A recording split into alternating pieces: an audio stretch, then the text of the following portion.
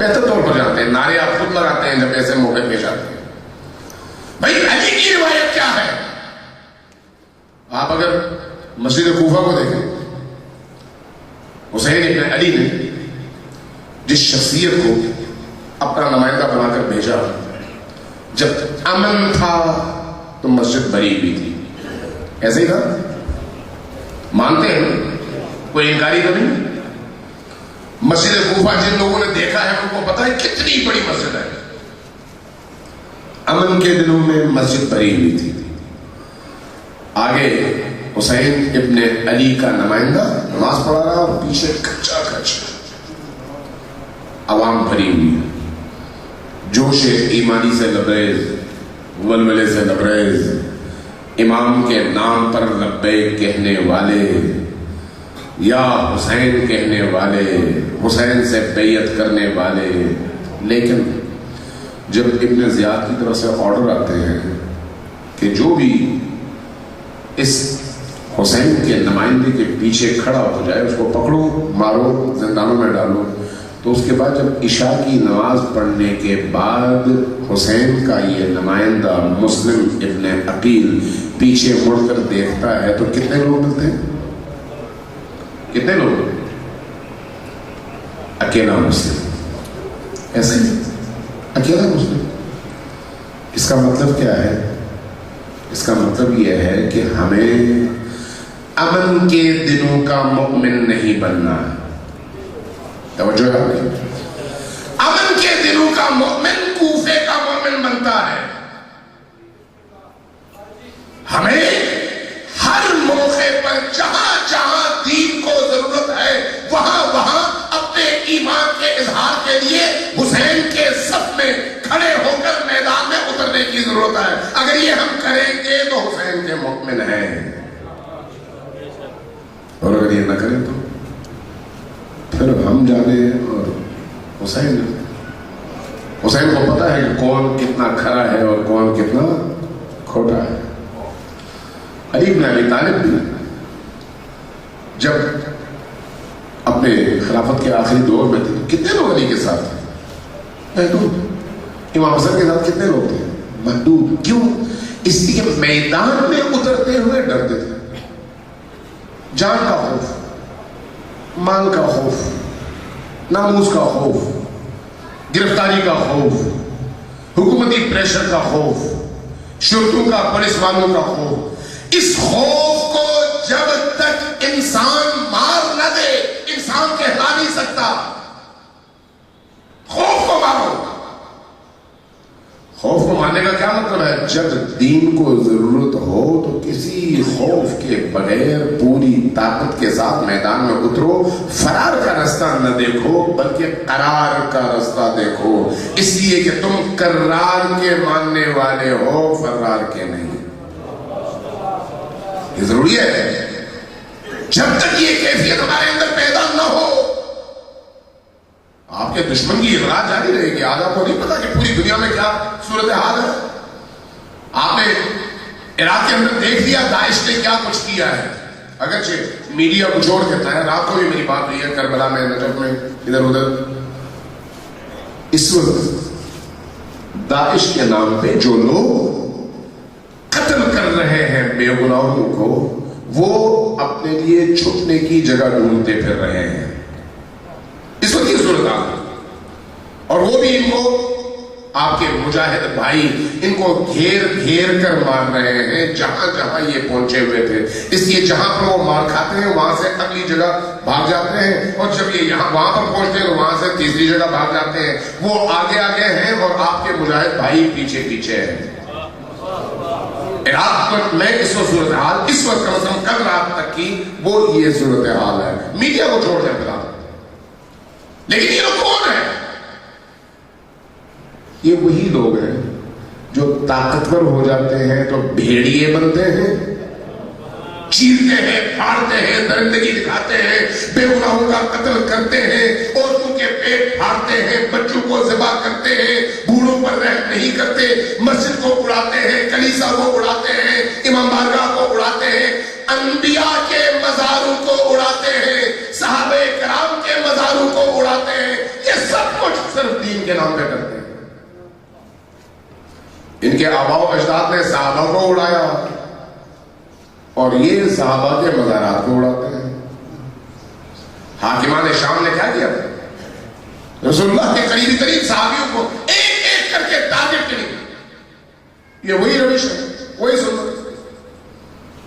اس زمانے میں پورے خاندان کو پکڑ کے لے جاتے تھے, جیلوں میں ڈال دیتے تھے, اور اس کے بعد ان کا اتا پتا چلتا ہی نہیں تھا. اور آج بم رکھ کے پورے خاندان کو اڑا دیتے ہیں. وہی روش ہے, وہی سنت ہے. لیکن سوال یہ ہے کہ اگر تب وہ تھا تو وہ لوگ اس لیے زندہ رہے کہ انہوں نے میدان میں اتر کر مقاومت کی, میدان چھوڑا نہیں. اور اس کا نتیجہ یہ ہے کہ آج پاکستان کے اندر, اس سرزمین میں, پوٹوہار میں, آپ کے اس خطے میں اتنی بڑی تعداد میں مومنین جمع ہیں اور علی کا ذکر کر رہے ہیں, اس لیے کہ سابقہ ان مومنین نے جانے دی, مال دیا, اپنی ہستی قربان کی, لیکن علی کے ذکر پر آج آنے نہیں دیا اور اس رستے کو زندہ رکھا. آنے والی نسلوں تک اس امانت کو پہنچانا میرے اور آپ کے ذمہ ہے, اور یہ تب رہے گا جب ہم اسی ایمانی جذبے کے ساتھ میدان میں رہیں. آج پوری دنیا میں آپ کے دشمن آپ کا دو حوالوں سے صفایا کرتے پھر رہے ہیں. آپ کے بدن کو بھی مارتے ہیں, آپ کی فکر کو بھی مارنے کی کوشش کرتے ہیں. بدن کو مارنے کا نقصان زیادہ نہیں ہے, جو کہ قومیں بیدار ہوتی ہیں, قوموں کے اندر ولولہ پیدا ہوتا ہے, قوموں کے اندر وہ خون اپنا اثر دکھاتا ہے. لیکن فکر کو مارنے کا سب سے زیادہ نقصان ہے. اور اس وقت آپ کے امریکی دشمن ہو, سعودی دشمن ہو, قطری دشمن ہو, اسرائیلی دشمن ہو یا کوئی اور, سب کے سب ان دو لائنوں پہ بھرپور کام کر رہے ہیں کہ آپ کی فکر کو نقصان پہنچائے. اور فکر کا نقصان کیسے ہے؟ آپس میں اختلافات پیدا کر کے, ایک دوسرے سے لڑا کر, آپ کے مراکز کو ایک دوسرے کا دشمن بنا کر, عزاداروں اور نمازیوں میں تقسیم کر کے, نمازیوں کو عزاداروں کا اور عزاداروں کو نمازیوں کا دشمن, اور دو الگ الگ چیزوں کی شکل میں پیش کر کے, اور دین میں نئی چیزوں کا اضافہ کر کے, اور دین کی اصل روح کو پامال کر کے, اور ایسی رسومات کی عادت ڈلوا کر جو علی کے دین کی روح سے بھی متصادم ہو. کیوں؟ تاکہ علی آپ سے فکری حوالے سے چھن جائے. قرآن کیا کہتا ہے؟ لَقَدْ كَانَ لَكُمْ فِي رَسُولِ اللَّهِ أُسْوَةٌ حَسَنَةٌ. جس طرح سے رسول کریم ہمارے لیے, آپ کے لیے, سب کے لیے, تمام کائنات کے لیے اسوہ حسنہ ہے, اسی طرح سے علی بھی اسوہ حسنہ ہے. اسوہ حسنہ کا کیا مطلب ہے؟ علی علی کہنا یہ ہے اسوہ حسنہ؟ نہیں, یہ حسنہ ہے, حسنہ نہیں ہے. علی علی کہو اس طرح سے کہ جب علی کے نام پر, علی کے دین پر, علی کی فکر پر, علی کی دی ہوئی تعلیمات پر حملہ ہو تو ان تعلیمات کو بچانے کے لیے ایک بن کر آؤ, دھڑوں میں تقسیم ہو کر دشمن کو تماشا دیکھنے کا نہ موقع دو اور نہ خود تماشا بنو. ورنہ دشمن تمہارے درمیان اختلافات ڈالے گا اور پھر تماشا دیکھے گا, تم آپس میں لڑتے رہو گے, تم ایک دوسرے کے پیچھے لگے رہو گے, اور دشمن دیکھا گا دیکھو بھئی ہم نے کس خوبصورتی سے انہیں آپس میں الجھایا ہے اور لڑایا ہے. اور جب ایسا ہوگا تو پھر جب دشمن حملہ کرے گا تو پھر ایک دھڑا کہے گا ہمیں جانا چاہیے, دوسرا کہے گا نہیں جانا چاہیے, تیسرا کہے گا ہمیں تو سمجھ نہیں آتی ہم کیا کریں. تو ہماری مثال اسی طرح سے ہوگی جس طرح سے صفین کے لوگوں کی تھی. دشمن یہی تو سازشیں کرتا ہے. آیا علی کی خدمت میں ایک شخص کہا یا علی مجھے سمجھ نہیں آتی آپ کا گروہ حق پر ہے یا وہ گروہ حق پر ہے. کہا کیوں سمجھ نہیں آتی؟ کہا کہ ادھر آپ ہیں, آپ کے ساتھ بڑے بڑے صحابہ ہیں, بڑے بڑے لوگ ہیں, ادھر ام المؤمنین ہیں اور ان کے ساتھ بھی طلحہ جیسا زبیر جیسا سیف الاسلام وہاں پر موجود ہیں، تو اب ہم ان کو حق جانیں یا آپ کو حق جانیں؟ چونکہ دونوں طرف بڑے بڑے لوگ، یہی آج کا مسئلہ بھی ہے، یہی ہر دور میں رہا ہے۔ امیر لوگ یہ بڑا خوبصورت جامع نجم العرب میں ہے، جامع اصول بتا دیا۔ کیا ہے؟ لوگوں کے قد کاٹ سے حق کو نہیں پہچانا جا سکتا۔ حق کا معیار لوگ نہیں ہوتے۔ تم نے غلطی یہ کی ہے کہ کسی کو دیکھ کر کہا کہ یہ اگر ہے تو پھر حق ہے۔ نہیں، لوگ حق نہیں ہوتے، حق خود ایک حقیقت ہے۔ اعرف الحق تعرف اہلہ، حق کو پہچانو، خود بخود اہل حق کو پہچان جاؤ گے۔ وعرف الباطل، باطل کو پہچانو، تعرف اہلہ، خود بخود باطل کو بھی پہچان لو گے۔ اس کے جاؤ پہلے حق کے رستے کو پہچانو کہ دشمن کا مقابلہ حق ہے یا نہیں ہے۔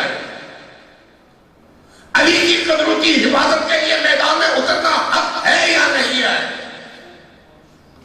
علی سے دین لینا حق ہے یا نہیں ہے؟ علی نے جس طرح سے عبادات کی ہے انہی عبادات کی اسی طرح سے حفاظت حق ہے یا نہیں ہے؟ جس عزاداری کی بنیاد حضرت زینب سلام اللہ علیہا نے رکھی ہے، اس عزاداری کو اسی شکل میں، اسی معنوی شکل میں، اسی روحانی شکل میں، اسی معنویت اور روح کے ساتھ، فلسفے کے ساتھ معاشرے کے اندر زندہ رکھنا، جس کے نتیجے میں ہر معاشرہ کربلائی معاشرہ بن جائے۔ حق ہے یا نہیں ہے؟ آپ وہ روح چھین لیں اور علامتیں دے دیں۔ علامتوں سے انقلاب نہیں آتے، روح سے انقلاب آتا ہے۔ روح کو زندہ رکھو۔ وہ روح کیا؟ زینب کے خطبے، علی کے خطبے، حسین ابن علی کے خطبے، زینب کا بہیویئر، ام کلثوم کی سنت، یہ جو سنتیں ہیں، یہ جو قدریں ہیں، ہر عمل اپنی جگہ جینے کا سلیقہ اور اصول دیتا ہے۔ یہ ہے ہماری حقیقتیں، وہ چیزیں نہیں جو ہم خود بنائے پھرتے ہیں۔ نہیں، ہمیں نہیں بنانا، ہم نے ان سے لینا ہے، ان سے لینا ہے۔ جو چیز ہم ان سے لیں گے وہ پاک و پاکیزہ ہوگا، جو ہم خود بنائیں گے وہ ہماری طرح ہوگا۔ ایسا ہی ہے نا، اگر ہم خود بنائیں گے تو اپنی طرح بنائیں گے، ان سے لیں گے تو ان کی طرح ہوگا۔ لہذا ہمیں اپنے معاشرے میں ان چیزوں کو دیکھنے کی ضرورت ہے کہ کہیں ہمارا دشمن ہمیں اس راہ پر نہ لگا دے جو ہمارے لیے خودکشی کے مترادف ہے۔ ہمیں جمع ہونا ہے، متحد ہونا ہے، اپنے دشمن کو پہچاننا ہے، دشمن کی سازشوں کو پہچاننا ہے۔ ہر شیعہ ہمارا حصہ ہے، ہر شیعہ، چاہے وہ کچھ بھی ہے۔